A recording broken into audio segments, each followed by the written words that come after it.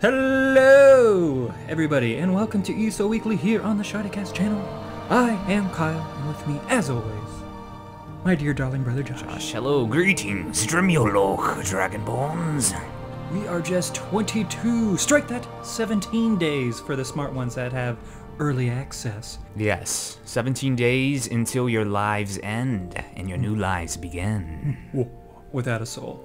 So this week, sadly, they're probably not going to introduce the new Adventure Zone until we release this episode, as they love to do that. But we do have some information on it, such as its name and the map for the new Adventure Zone. Yes, for those who aren't familiar, Adventure Zones, I think, are all about PvE, so all you MMO vets who like your endgame raiding and stuff, I would listen up for Adventure Zones. Indeed. After that, we will be talking about the upcoming ESO changes, as well as some additional features that will be coming. We'll be touching on the Ask Us Anything article that had everything to do with crafting. Most of that was fairly self-explanatory, old news, but there's a few things I want to touch on.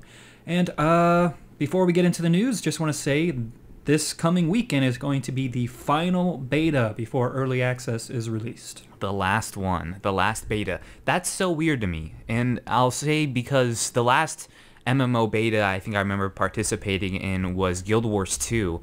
And I felt like they were doing a stress test every single weekend leading up to that. You know, really because what that's all about is testing your servers and making sure they're ready for that launch day where they're going to become like seriously stressed.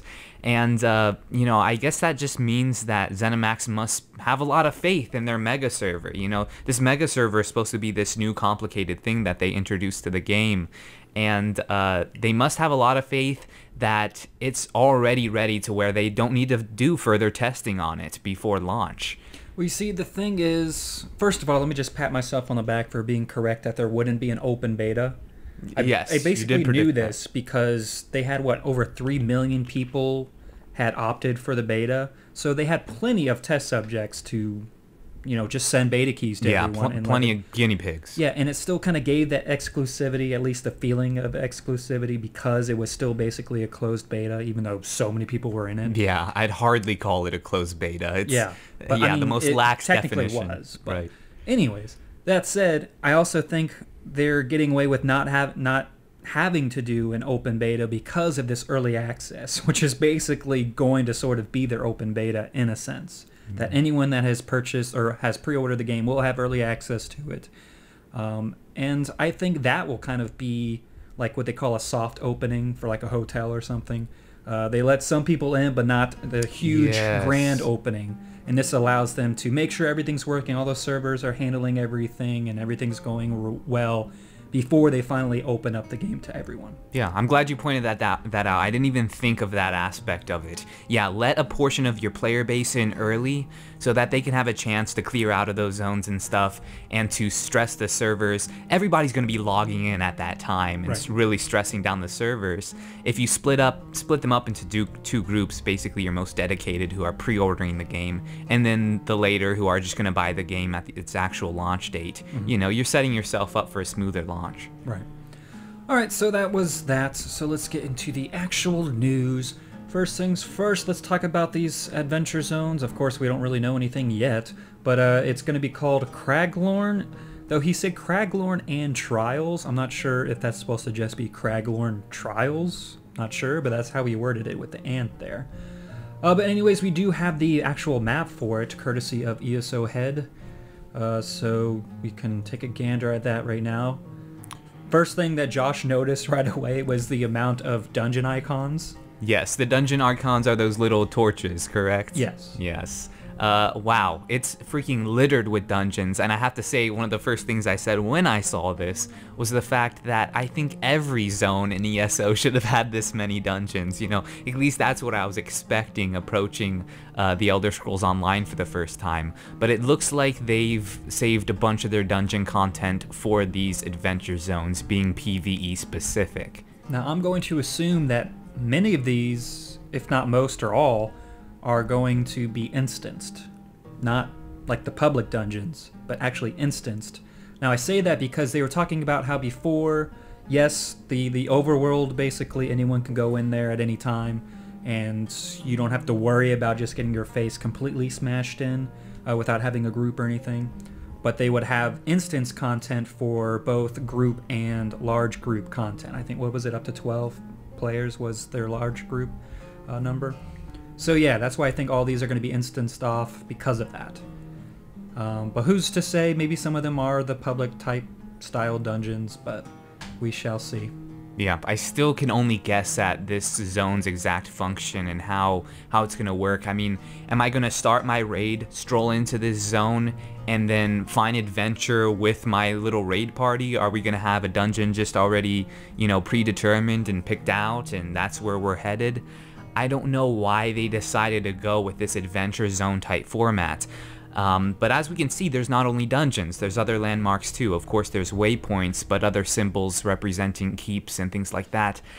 There's more to this. There's some secret that I still feel ZeniMax is withholding from us that, like you said, they're probably going to release this right before our video comes out on Wednesday. Most likely. We're recording right now on Tuesday. But yeah, I bet you anything there's going to be that X factor that probably brings the adventure zone to the forefront of the game and makes it a little something different. It mixes up the formula maybe from your traditional MMO. That is my hope. Anyway, we'll see what actually happens. Alright, so since that's all we know, let's move on to the next thing, which are the upcoming changes and also some additional features they're going to be adding. The first thing is field of view slider, which is great because for those that like playing in first person but feel that like your field of view is just way too narrow and your weapons seem so close to your face, it's not where they should be. You'll have this slider now that will increase your field of view, hopefully at least to like around 105, 110, just to give people a more, broader field of view basically, and hopefully your weapons will feel a little further away from your body, so you don't feel like a T-Rex with weapons fighting. So that will definitely be and also it should alleviate, because some people are even having motion sickness, and this happens when you have a field of view of around 60 or so, or even shorter. Right. It's just moving around just moves the screen way too much, and it starts causing some motion. I hear that's a very real problem for those people, and if anything, this change just adds that much more value to first person and makes it that much more viable. Yep, now this next thing is going to make tons of people happy. They are going to be improving the world interactivity. Now what does this mean? If you play the beta, you may have seen racks sitting around with weapons on them, or armor sitting on pegs or something, or tables are just full of stuff, but you can't interact with all of it. Well, apparently they're going to be increasing this a lot, and so if you see that weapon on a rack or something and you want that, you should be able to pick it up. Yeah, this gives me a lot of hope for this game, especially for its future. I think a very interactive world is very, very key to bringing a sense of immersion, and just a sense that you're actually a human being occupying a space in this world and not just somebody touring through it, Being able to grab that weapon off a rack adds that much more to the gameplay experience, and I could see them going even further with this, I hope, with future patches. I would love to see a point where this game is just as interactive as your typical Elder Scrolls game, where you're just able to pick up anything you can see and mess with it. Right now, in its current state, the game only had, at least the last time we tested beta, it was just food, strictly food items, bread and cheese and things like that. But yes, now we're gonna be able to pick up some weapons and armor. That was a huge point of contention, and I'm glad they're addressing it. Indeed. Death recap. For those that play Call of Duty or PlanetSide 2, many shooters have this where you see who killed you, how they killed you, and hopefully you can learn from that at least. And they're going to be doing this for ESO. So when you're in PvP, if someone kills you, I think they said they'll show the last 5 or so skills that were used against you and who used them. And hopefully that's something you can take and learn from.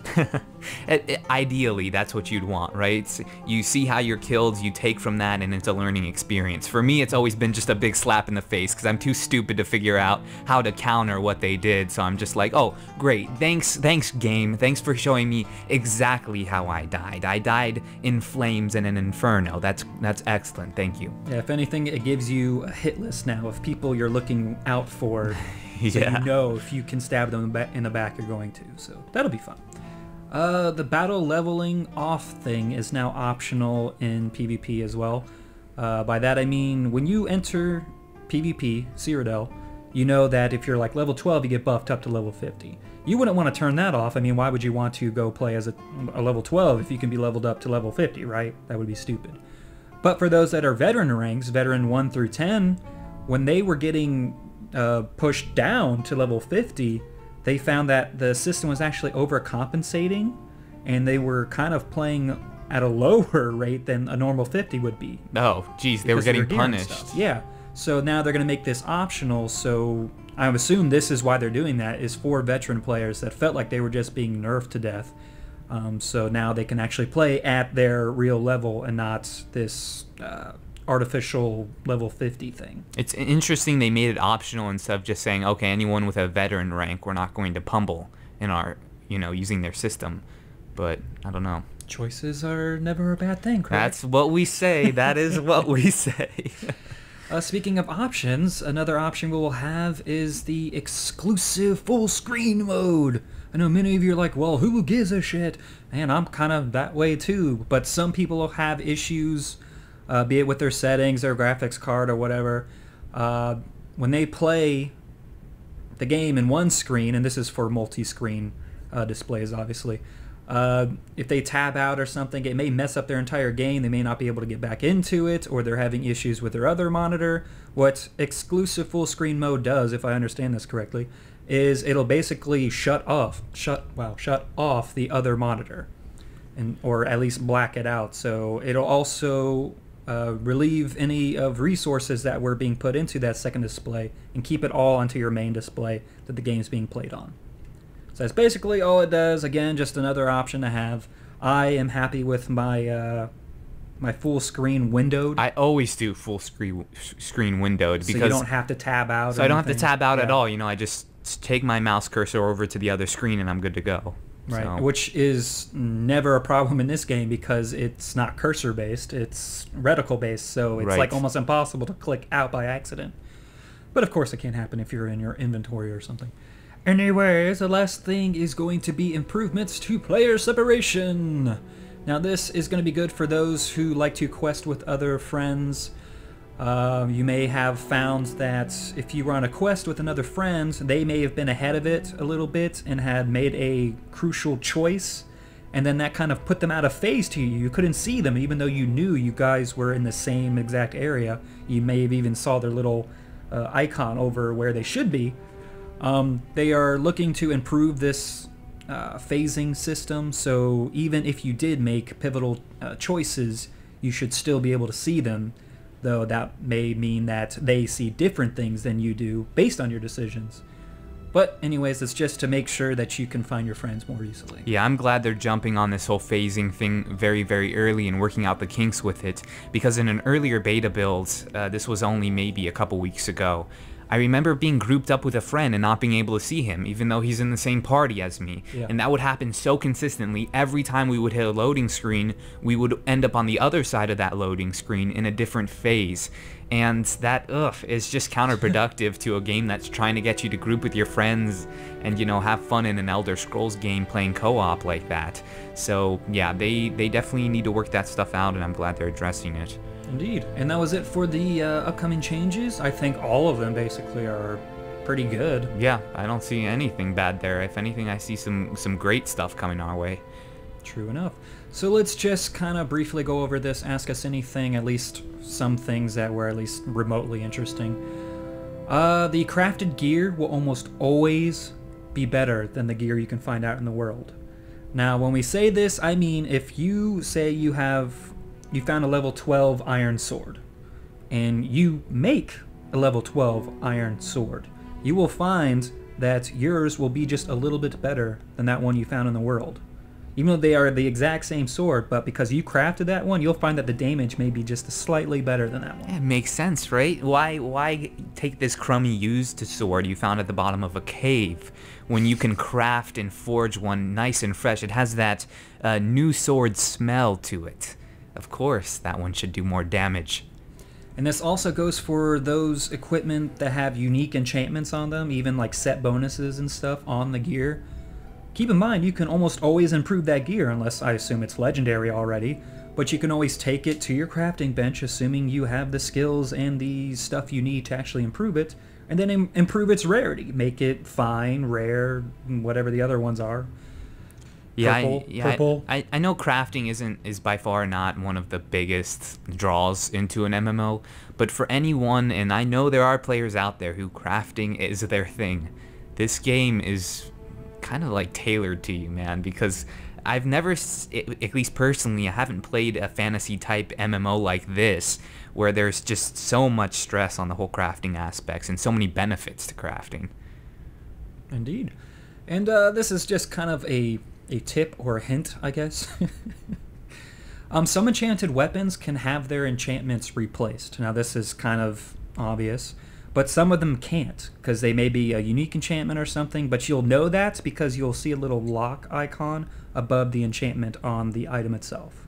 And so that'll let you know, don't go waste money buying runes from a vendor or making runes for this item, because you won't be able to change it. I'm sure even with that indicator, a bunch of people are going to still make that mistake. I've done it before, because I didn't know that lock icon was there. That's why I wanted to bring this up for you all. But also keep in mind that the traits on items cannot ever be changed on that.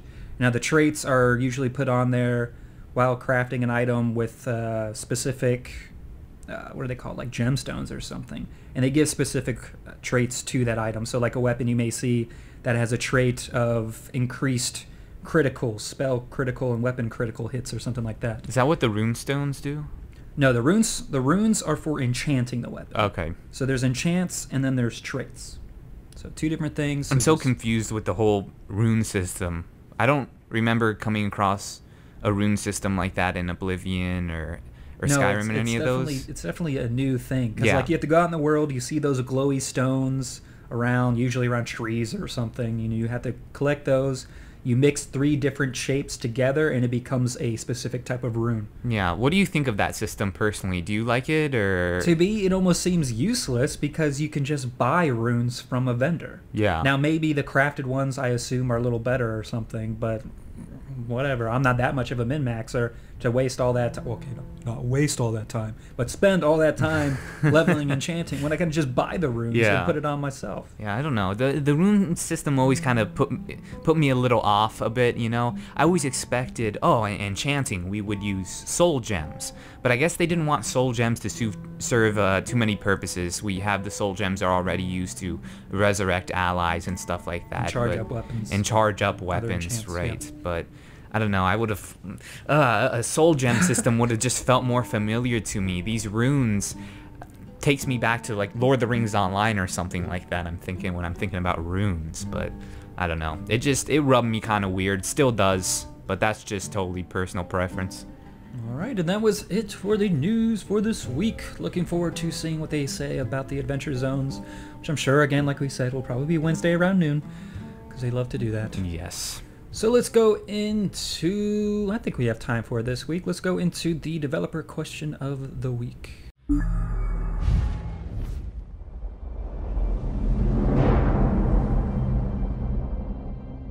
Hello, my name is Brent Keith, and I'm the lead for console testing here at ZeniMax Online Studios, and here is your question of the week. Many of you have had an opportunity to explore Tamriel during the beta. What is your favorite location, quest, or NPC so far?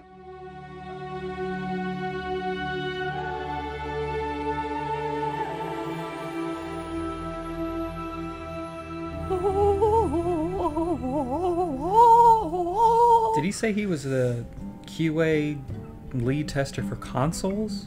I don't know, I wasn't listening. It's so like, he's not doing anything, because they haven't even been testing the consoles yet. What are they doing? They're not testing consoles at all, you think? Even in-house? They haven't yet. There's no beta or anything. There's no beta for it, you know, I guess. I guess maybe in-house testing. I bet probably, because that's usually how the phases of beta go for these guys.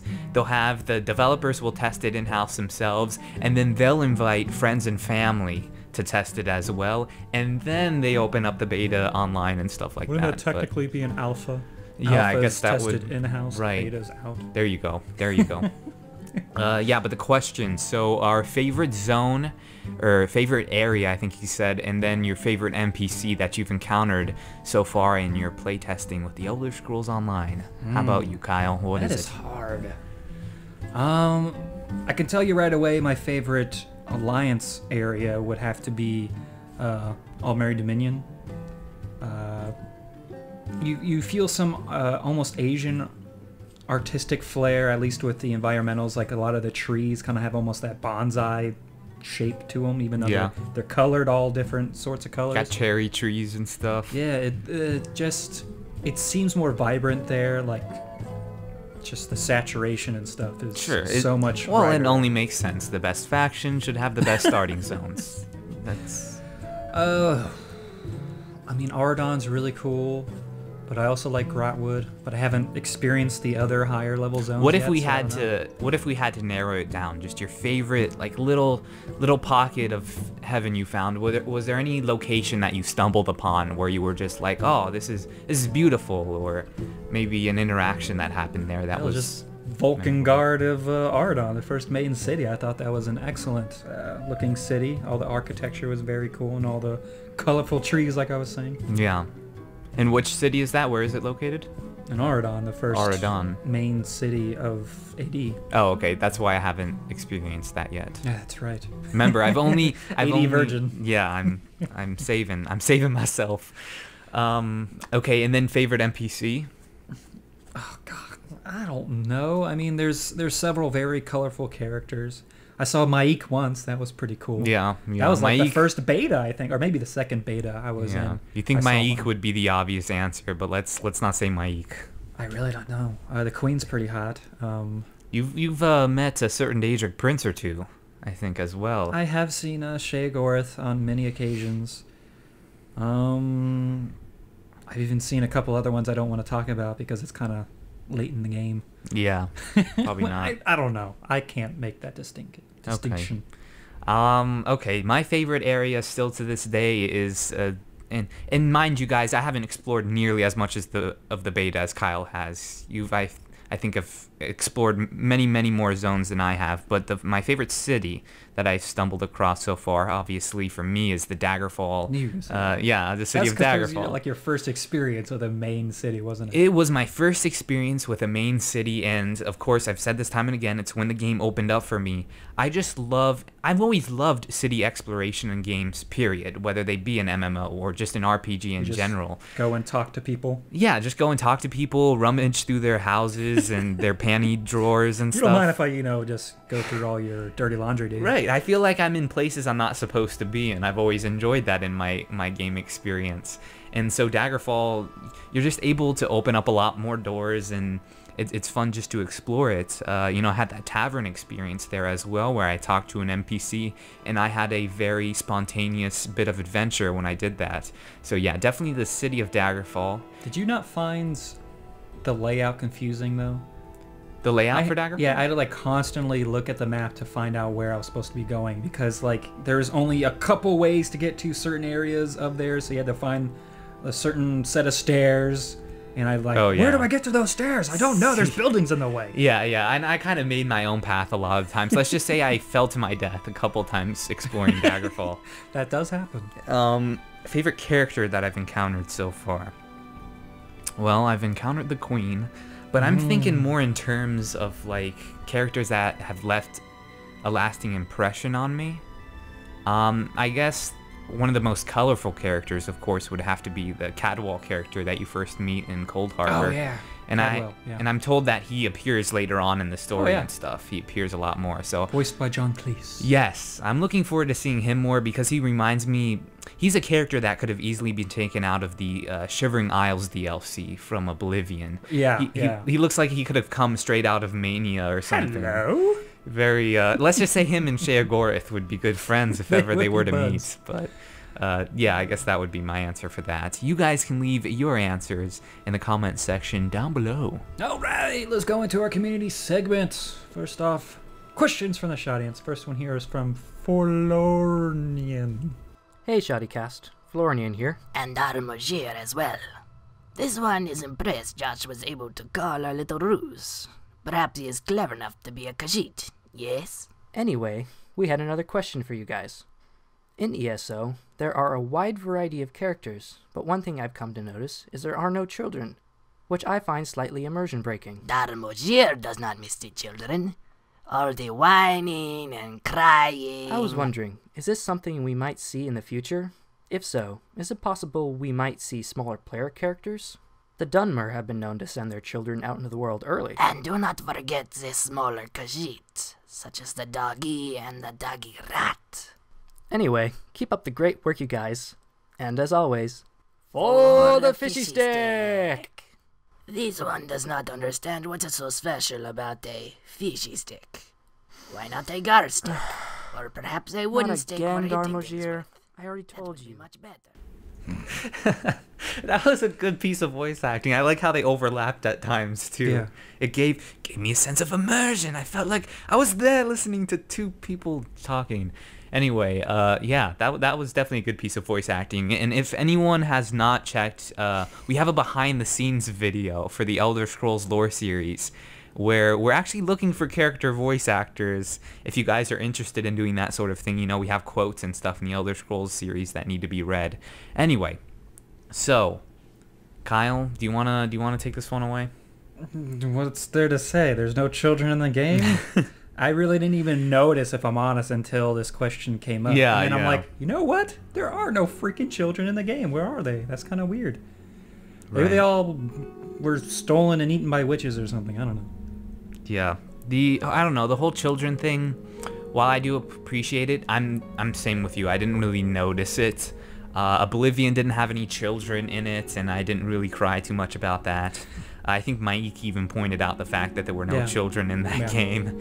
And then Skyrim had children, which, okay, that's a nice addition. All 8 of them, and they all look the same. And yeah, right. Then that was one of my complaints as well. They look too similar to each other, and then you can't even kill them on top of that, which is super annoying when you introduce an NPC in a game that you're not even allowed to kill. It's very counterproductive to what Tess is supposed to be. Until you get the as player mod, and freedom. then you can kill them to your heart's content. Yes, which I totally did that. I totally did that.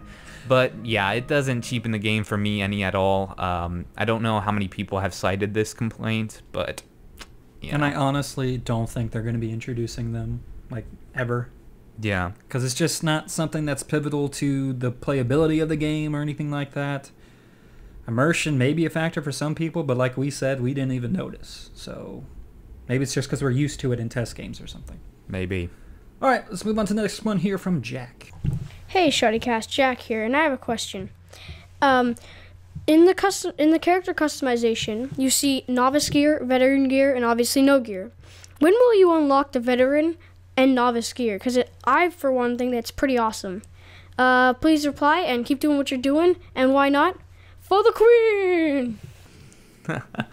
All right. So yes, the little previews he's talking about when you go to create your character, which I love, by the way. You can actually see what they're going to look like when they're a higher level and stuff, and demo that, as it were. And have you noticed that it changes based on which class you have selected? Right. So it actually puts you in the armor sets that your class is going to look like. Now, this has put me off big time with the Argonian, because I really, really hate the veteran Argonian. It's so boxy. Every single armor style of theirs just does not look good, which kills me inside because I like the Argonians a lot. Yeah. But yeah, when are we going to get these armor sets? The novice gear, I think that's pretty much right away. That's like the first tier, basically, of gear you can get or make. Yeah, I think if you go to a vendor, you could buy that gear if you have the money for it. Yeah, so you get that very soon, but that's just one style of gear. So who's to say what it'll actually look like? That same goes for the veteran gear, really. Obviously, it's called veteran gear because you get it when you're a veteran. After you reach level 50, you start working on your veteran ranks. And you'll see that I believe the style stays the same regardless of which veteran rank the armor is. The only thing that changes will be the colors. I could be wrong, maybe accents change or something, but from what I've seen both through crafting and gear you get out in the world, it really just changes color. Like, I think veteran rank 10 is supposed to be mostly black colored stuff with maybe gold accents or something. Yeah. Make that distinction just with the color palette of your character. Yeah. All right, so last one here is from Parker. Hey ShoddyCast, Parker Stevens here. My question is probably the same question as a few other people might be having right now themselves. I know as of right now I do not have a laptop like most other seniors I know, because their laptops will be given to them as graduation gifts. My question is this. If I download Elder Scrolls Online to one computer and I set up my account and get my characters going and so forth, would I be able to download Elder Scrolls Online to another computer and still have access to those same characters and files? Thanks for listening, guys. You rock, and for the Queen! Yeah, this is one of those questions where I sit back and I'm like, oh, to a person like me who's playing MMOs for a long time. You kind of just want to smack yourself in the head and go, duh. Yeah, right. It's a no-brainer. But to the person who has never played an MMO before, yeah, that's a legitimate question. True. Which is very interesting. But yeah, think of your character when you've created your character, leveled him up, whatever. He's not saved in a file on your computer or anything like that. I guess think of him as being saved to the cloud or being saved on ZeniMax's servers. The back end. Yeah, all that information is stored by ZeniMax. Mm-hmm. So you could log on to your game and your account on your computer at home, and then if you go to the library and install the Elder Scrolls Online Why at don't they your let you do that? local library, which I'm not encouraging, then you could play it there. You can play your character, you can access your account on any computer that has the latest patch of the Elder Scrolls Online. So there's that. True enough. Do you have anything to add? Yeah, there was something I was going to say. Except for add-ons. All the add-ons and stuff you have is going to be stored on your actual physical computer. Yes. So if you do switch computers or you're playing at your friend's house and you do have add-ons you want, make sure you download those and throw those in the add-on folder. By the way, I wish it wasn't like that, by the way. Sorry, did I interrupt you? No, You it's should fine. complete your thought if you want I'm to. done. But I think, and I don't know. I'm just thinking out loud here. What I'm about to say might be totally stupid, but I wish their add-ons would, well, I guess that wouldn't work very well. I'm just thinking there's like a lot of add-ons I'd like to access right there in the game. I wish they would just implement them as optional things that would come in every patch with the game. They would basically police add-ons that way and have them just as checkboxes in some sort of options menu. Wouldn't that be playing favorites? It would be playing favorites, but I feel like maybe at the same time it would filter out all the crappy stuff, but I don't know. I guess the system isn't broke as it is, so maybe we shouldn't even try to fix it. I have a feeling they'll have some add-on thing. Like right now they have an add-on section on their forums that you can go through, but I have a feeling they'll have some section maybe on their website somewhere that will have add-ons and some kind of rating system. You'll see like new releases and stuff like that, and it'll also keep your add-ons up to date in some way. I just have a feeling they're not just gonna, have it as a second thought in the back of their brain or anything. I think they're gonna be keeping this add-on system up to date. No, sure, yeah, and I think following this idea, I think that would be very smart. Host it on their site somewhere, and then make it as easy as it is. I'm thinking in terms of Skyrim, and I love the Skyrim modding community on the Steam Workshop and stuff. It makes it so easy. All I have to do is hit a subscribe button, and then it's installed into my game. I would love for the Elder Scrolls Online to host something like that, where there's a list of add-ons, the community can go and rate them, maybe on just a 5-star system or something like that, and then make installation as easy as hitting a subscribe button. Because I know I would probably use a lot more add-ons if it was easy to use like that. Indeed. And that was that. So I guess I should say, if you all have audio questions you would like to send to us, send them to mailbox@ShoddyCast.com. Now, let us go into the sponsors for the week. Now we have an abundance of them this week, thanks to the video put out by Josh, the behind-the-scenes video that was kind of like, hey guys, we do a lot of work here, and we appreciate the likes and the views and stuff, but if you want to go above and beyond and help out the series directly, then you can donate. And a lot of you took it upon yourselves to do that. Even some people that hadn't donated in quite a while even came back and donated. Yeah, I've never wanted to make donations seem like something anyone has to do. The you have to do it or you don't like us. The ShoddyCast is going to exist and stuff even without donations. But as far as any improvements and any future shows, and pretty much the lore series itself does survive off of donations. And, you know, all this is explained and stuff in the behind the scenes video. So if you haven't checked out the lore series behind the scenes video, if you somehow missed it in your news feed, I guess we'll annotate that or link it up or whatever. But yeah, I definitely recommend checking out that video too if you're just maybe interested in getting started on YouTube at all, because I did make sure to include some advice in there for you know, people who are trying to maybe start something on YouTube themselves, and it's good just for general advice and that stuff as well. So all right, let's get into these donations. First one here is from Andrew Parker. Thank you. Duwahabalki. Thank you. Gloria Mark. Justin Sudacum. Dragonborn. Thank you. Okay, we got a French name here. French Canadian, sorry. Rico Bidri. What do you think? Sure. Samuel Parker. Samuel Parker. The Greybeards have called you. I almost said the Dragonborns have called you to. The Greybeards have called you to High Hrothgar. You will no longer toil around in this mortal life. No, you have a higher calling. Henceforth, you will be known as Dragonborn. Awesome. There's way too many consonants in this name. Is it Thomas or is it just Thomas? Leal.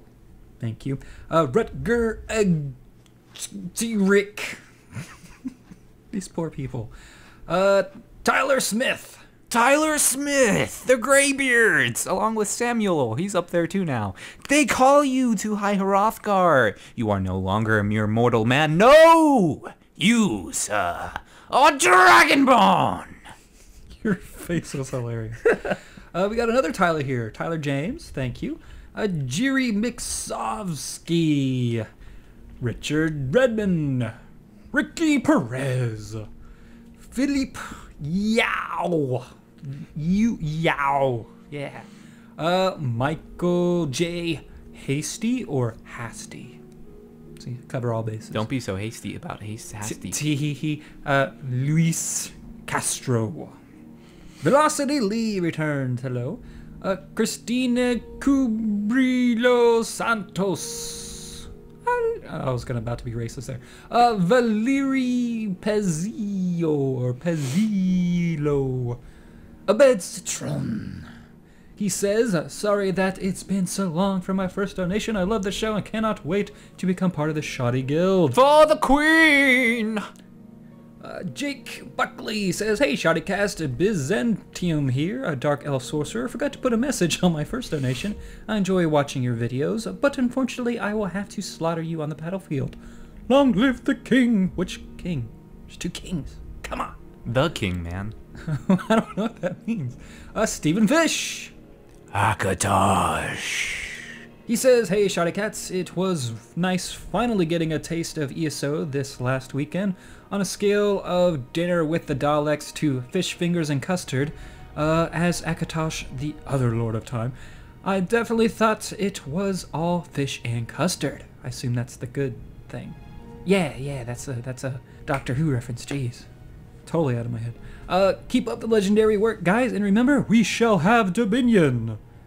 For Queen and Province. I got it right that time. You got it right. Holy crap. I was kind of like just expecting you to get it wrong. Only because I read ahead. That time I actually was prepared. Reese Jones says, hey guys, more septims. Woohoo. Great job. Yeah. Here's the link again because the last link wasn't working. The link does not work. The channel is Koto and Sen, Emperor in the Shadows. Hope to hear from you or hear your guys' opinions on it, and maybe a little shout out. Thanks, guys, from Koto.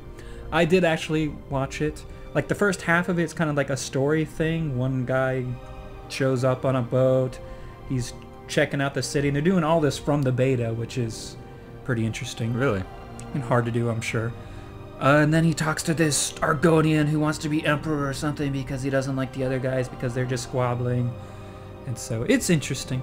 And then they go to like PvP to, I guess, get into the White Gold Tower or something. That's cool. So it works as a good machinima then. Yeah, like the first half, and then the rest of it's kind of them just talking about the game. All right. So cool. hopefully they do more of just, the role-playing thing. Next one here is from Jonathan Wilson. He says, those who chop those who chop logs are pleased with you, sons of Shoddy, and to those who would question the Elf Queen's rule, Zufen Falsensilvika. I don't know what that is. Wow, those probably curse words. You just said a string of curse words. For the great green turnip. I don't know who that is, or what that reference is, or anything. I think he's a little crazy. Is it Jacob No One, or is this actually his last name, like Noon or something?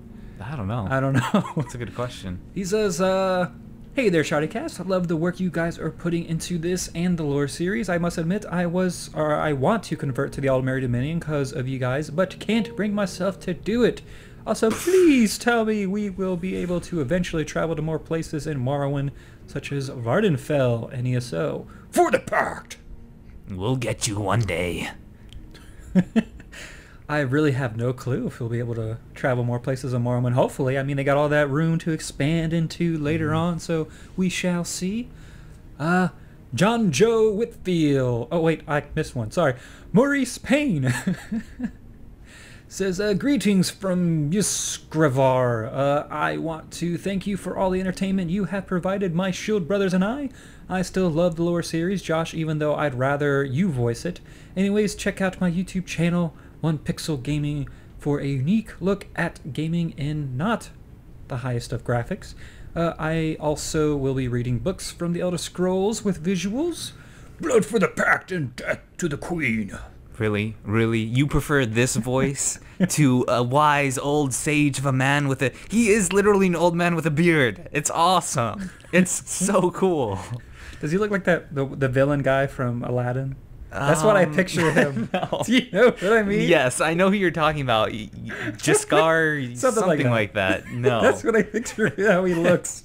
No, not at all. Not at all. Oh, gosh. All right. Now, finally, John Joe Whitfield. Just donated but forgot to leave a message. Teehee. This one's name is now... Oh, you son of a bitch. Bathratulikinder like Whiny. He just made that up. Yeah, pronounce that, bitch. Earn my septums. Jeez. Josh knows what comes next. For the Queen, maybe? For the Queen! I'm gonna assume. Love, John Joe. Joshua Crittner says, couldn't pick a favorite, so I just donated to both series. Keep up the great work. Keelan Woodman says, it's pronounced Kalen, dumbass. Ha ha ha. I put in dumbass because I am one. So it's Kalen Woodman. Will y'all eventually make a video to give tips to those of us that are new to PvP? Or could you please direct those of us to any content creator you might know of? Thanks, y'all. For the Queen! Best way to say for the Queen right there. For the Queen! Anyone doing any PvP content I don't know. The first people I think of when I think of PvP, though, is Tamriel Foundry, you know? Yeah, I would assume them and also Guild Umbra are also going to be doing a lot of PvP stuff. Yeah. I knew that they did a lot of SWTOR PvP stuff. So either of those, I would assume, are eventually going to do a lot of PvP-focused stuff. Moving on. Next one here is from Jonathan Jones, and he says, I forgot to mention... For the Queen! Because he donated twice. Heike Salmella. I just want to thank you guys for a great lore series. Keep it going. Joshua Stegmeyer. Oh, Joshua, you have been called by the Greybeards to High Hrothgar for having such a cool name. Yes, you are no longer a mortal. No, you are Jitty Jitty Dragonborn.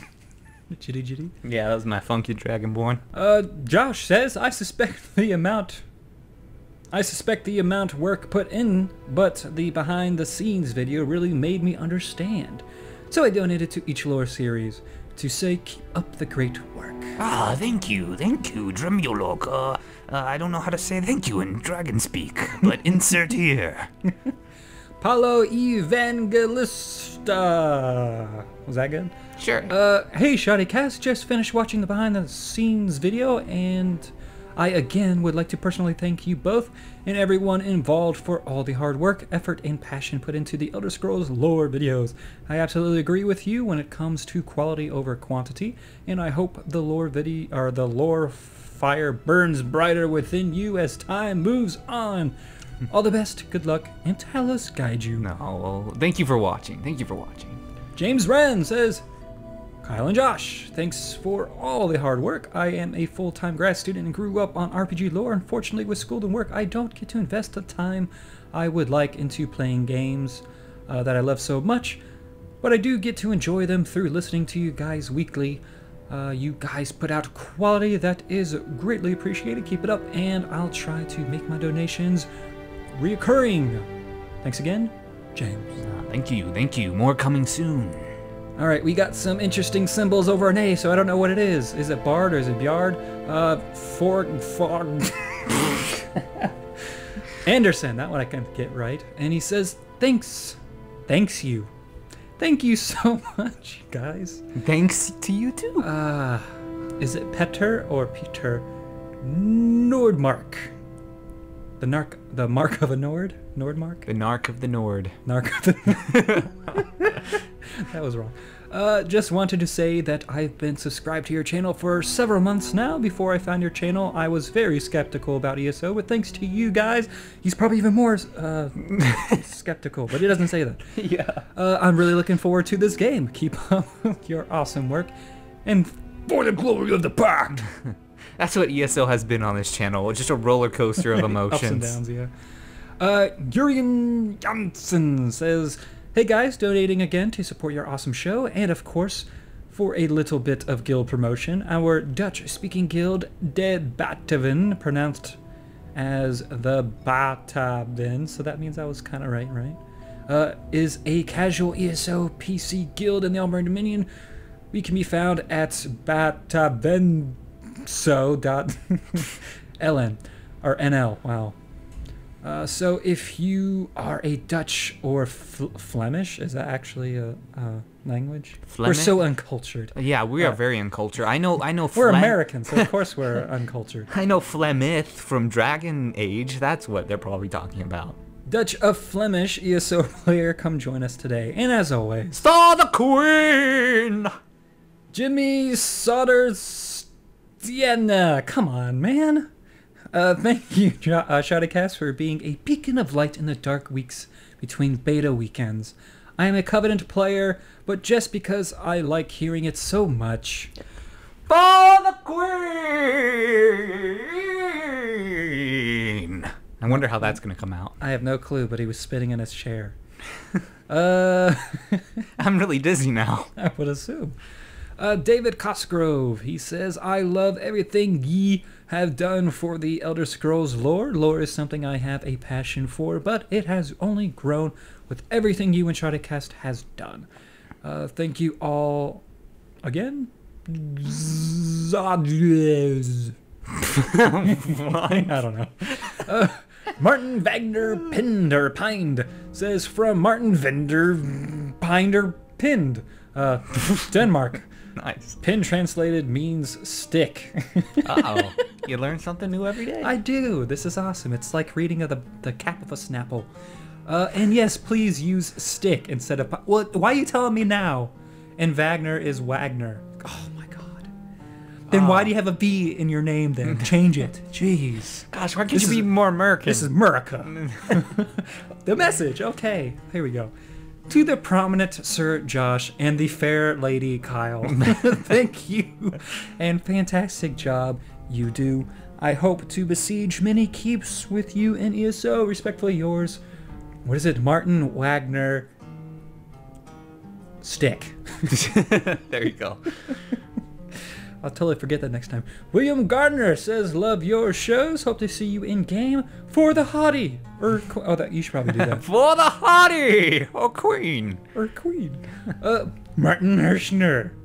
What did I do for Talos? Oh, wasn't it like Talos? Talos? Talos? Stupid. I still haven't come up with something better, so that's just a placeholder. Okay. Tamriel Trading Company, a DC guild focusing on RP and trade. Visit their site for more information on the guild's lore, what gods they worship, as well as up-to-date news on the guild itself. Visit and sign up today at tamrieltradingcompany.com. Man, Tamriel Trading Company, that is a sponsor that has been around here on this cast for so long. Yeah, thank you for your continued support. And their Star Citizen Guild over at robertsspaceindustries.com/orgs/Arcadian. It is called Arcadian Empire, and it is made up of only the survivors of a long-lost planet which was destroyed by a supernova that started when the Arcadian sun reached the end of its 8-hour lifespan. John Benson, or as he would like to be called, Johnny Thunder 3805, says, amidst the chaos, there were 2 Altmer Dragon Knights, an Altmer Sorcerer, and a Bossmer Knight Blade. The 4 fought heroically for their freedom from the clutches of Morlag Ball, felling Daedra as if they had no sense of fatigue. When the skirmish had ceased, only the 4 remained. Putting sword, axe, staff, and bow together, they forged a bond. I don't know why all of a sudden You I started have getting an accent. It's the Lord of the Rings effect. You have my axe and my bow and all that stuff. And a solemn vow to defeat Morlag Bal and restore order to Tamriel. Then there were only, then there were, you try it. I'm getting lightheaded trying this so much. I can't read it from here. You're stuck. Then and there, they were known as the Four Wings. We are a freshly built PvP and lore-friendly guild. For more information about the structuring of the guild, visit our website, thefourwings.engine.com. Help us banish Morlag Ball and his minions back to oblivion, and restore order to the throne. For the minion, for the queen. Yeah, Oh, man, I'm that about was to pass out. That was definitely a long one. I think that exceeded the character It limit. did, if I'm but it correct. was kind of like, lore-ish, so I was like, let's just do it. Let's do it. Okay. But don't everyone do it because I'll slap you on the face. Yeah. Robert Arens says, Josh, I hear you strip for $100. Unfortunately, I only have this $10. Do you think I can get a quick peek of your meaty pinky toe? Also, join the Four Wings, another Four Wings person. We got cookies and lore. Again, thefourwings.engine.com. For the queen. I don't want to say it. I feel violated. For the queen. Now, I take it that was from a forum post that you had responded to? Oh yeah, that was a while ago. I forgot about that. Yes, I will strip for $100, but there's no real follow-up on that. I mean, you can't really see it. He's stripping right now. You just can't see. I'm already naked. It's needless to say, we always do these And it's casts not a pretty naked. sight, let me just say. Randall Timmerman says, from Tyrus, says, thanks for showing me that there are gamers out there that have the same passion that I do for really great games like the Elder Scrolls and Fallout franchises. If I roll Armored Dominion, I'll love to be in your guild, mate. Or be your guild mate, there you go. But until then, blood! Blood for the Obsidian Brotherhood, and blood for the Pact. Anthony Crowley says, the Knights of the Steel Claw, and yes, I'll have a nice banner of theirs scrolling as I read this. The Knights of the Steel Claw are a group of chivalrous Khajiit. There's no such thing, come on. Khajiit players looking to support and give aid to other Khajiit and friends. Oh, I thought that said something else. We are an order dedicated to helping our fellow players and adventuring together in PvE. We are ready to lend aid at launch and during beta weekends. Find us on Steam by looking for our Steam group if you're a Khajiit in need or if you wish to join our ranks of knights. We are always looking for new claws to fight Morlag Ball and lend aid to Khajiits in need. Knight Founder, Alan Tiger, stealing life, honoring death. Okay. What did you thought it said? No, I thought it was. Oh, I feel so immature saying this, but I thought aid was AIDS. So the whole time you were like, Feline AIDS? Yeah, Khajiit can spread their AIDS to those who need it. Come and give us your AIDS. Feline leukemia. Just replace that word, and it was something. Lovely. All we needed to do was add a letter. Anthony Piscura says the Starving Wolves is a small Ebonheart Pact guild for the Xbox One, and we're always looking for new members. If you would like to join us, just send a message to my gamer tag Catch22 Victim. Is there a space there actually? Can you do spaces in gamer tags? And I'll get back to you as soon as I can. We look forward to seeing you all on the battlefield, whether you be our allies or our enemies. Oh, and remember one thing: pampered pooches may live in a lap of luxury, but at least starving wolves die free. P.S. Good job on the shows, guys. Keep up the good work. And that is it for the sponsors of the week. There were so many of them, but if you would like to be one of them as well, head over to our website, ShoddyCast.com.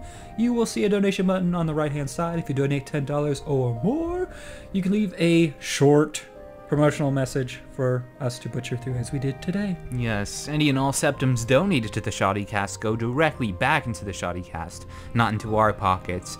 It's to improve existing shows as well as introducing new shows that haven't even been announced yet. Ladies and gentlemen, I'm afraid you have reached the end of this episode of ESO Weekly. Wah, wah, wah. Yes, we will be back next week though, same place, Wednesday. So don't forget to like this video and share it with everyone you know. Tune in on Friday for the next installment of the Elder Scrolls lore series. This episode about the Forsworn and their first leader, the Red Eagle. Yes, it's a very cool, very interesting story, so tune in for that. Anyway, I have been Josh. And I'm Kyle. We'll catch you later. Boy.